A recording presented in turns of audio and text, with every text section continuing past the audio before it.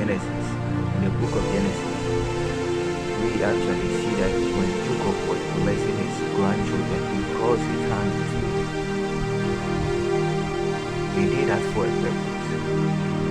We see Paul telling Timothy in the book of 1 Timothy, chapter 5, verse 20. It says, do not lay your hands suddenly upon people, neither become takers of their sins. It means laying your hands upon people can cause you to become partakers of their sins. Nevertheless, it can also cause you to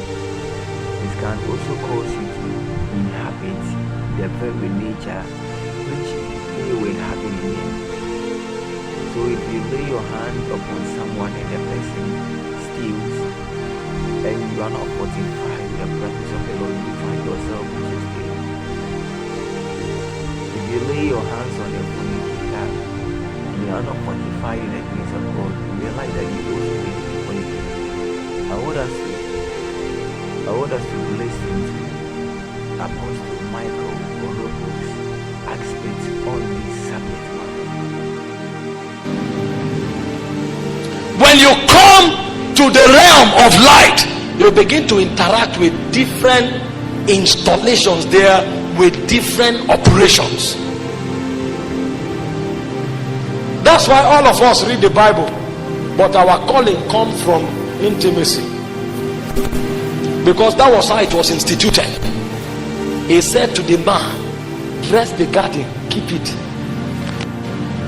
He said to Abraham, get thee out of thy country, out of thy kindred, out of thy father's house, to the land that I will show you. He said to Moses, get thee to Egypt and raise for me a people that they may worship me in the wilderness. It has nothing to do with what you read. What you read is a migration to the place where you hear his voice. That's why I say if you don't join, you won't be relevant. You can become popular, you can become influential. It doesn't mean you are relevant, because when they check the integrity of your work, is the degree to which it dispels darkness, not the degree to which men clap.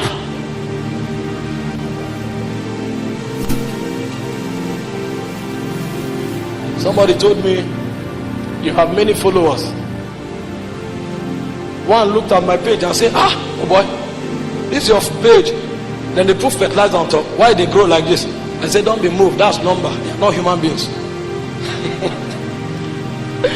They are not human beings. Don't be moved, because those same figures there, they are on many other places. It's not human being. That's number. If you want to check what is happening, go and check in the spirit and find out the havoc you are doing to darkness.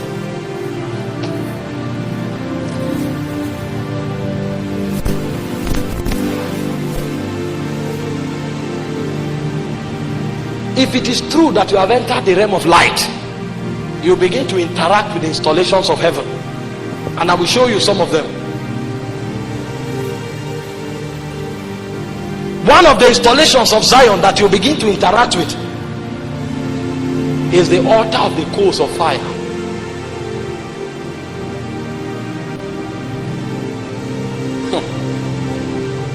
Fire is not running in church. Fire is not shouting when you're on the microphone. You know, this kind of fire, you don't see it with the naked eye. It's not visible. It's an intrinsic organic operation within the heart of a man. See, let me explain what I mean. In hell, which is the lowest realm of spiritual existence, fire torments. So the operation of fire in Hades is to create torment. On earth, the operation of fire is different from the operation of fire in Hades. The operation of fire on earth is to burn and to consume. But if you go higher to the realm of God, fire doesn't torment, fire doesn't burn, fire purifies.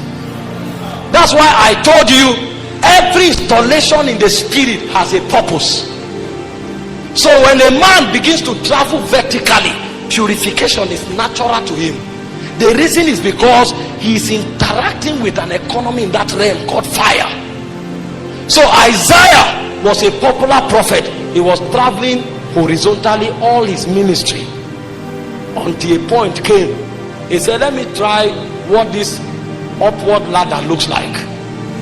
I have moved around the whole of Israel. Everybody knows me as a prophet. What happens if I travel vertically for a second? You know, he was popular among men, but in the spirit he was not popular. Everybody knew him as a prophet. That's on earth. When he came to the spirit, nobody introduced him. He introduced himself. And the way the man introduced himself was strange. The title of a prophet was not attached once. He said, I am a man of unclean lips. He said, woe unto me. That's a popular prophet on earth. That's why I told you, horizontal journey is a risk if there is no backing of the vertical journey. The day the guy began to travel vertically, he discovered everything he was doing horizontally was accursed from the realm of God. He said, I am a man of unclean lips. Woe unto me. But because he has journeyed upward, there was an economy that was activated. It was the economy of the coals of fire. And he said, one of the angels took one of the coals from the fire and touched his tongue, and his tongue was healed instantly. When a man begins to travel vertically, he will notice that many addictions will die on their own. Every day young people call you, they say, I'm masturbating, I'm fornicating. Don't waste your time praying for them. You know why? If you pray for them, you have set them up. Because when an evil spirit is gone out of a man, he moves about in dry places. If he doesn't find where to stay, it will return to where it was cast from. If it is kept and garnished but empty, the spirit will not enter. The spirit knows if he enters, the power that cast it out will cast it again. So the spirit will go and invite 7 more wicked demons. That means there are some demons in the buffet that don't have a habitat. If you know how many demons are waiting for accommodation who don't have yet, you will treasure your purity. Because 1/3 of the angels fell, and there are over 100 trillion angels. If you know how many demons can be assigned to one man, you will walk with God closely. In the allocation of the demonic, there are some that don't even have allocation in your life, because your morning is occupied, afternoon is occupied, evening is occupied. So some of the demons go to tell the principalities, please assign us in his dream. Even if we don't possess him, when he's sleeping, let's just enter his dream, at least have accommodation for the night.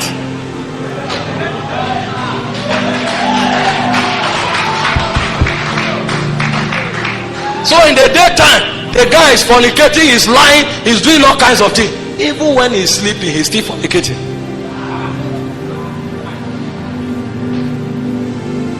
When an evil spirit is gone out of a man, it will return with 7 more wicked demons.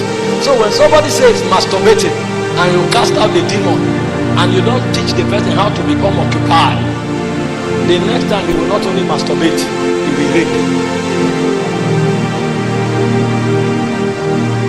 So when people tell me they are masturbating, I tell them the reason is because where you are operating from, the demons of masturbation also have accommodation there. There's a place where there's no accommodation for the demon of masturbation. So come up hither.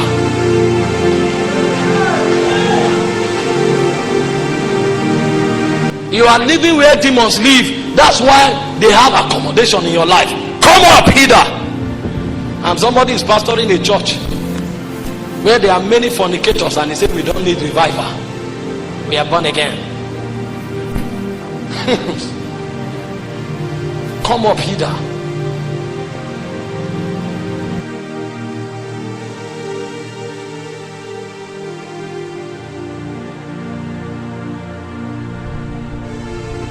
I believe strongly your understanding was fruitful. Now, if your understanding was fruitful, kindly type in the comment box, let me know. Kindly type in the comment box, let me know. So from henceforth, if you were used to be doing that, make sure you do that on the basis of you hearing an instruction from the Holy Spirit. And also make sure that you fortify yourself more and more in the Lord.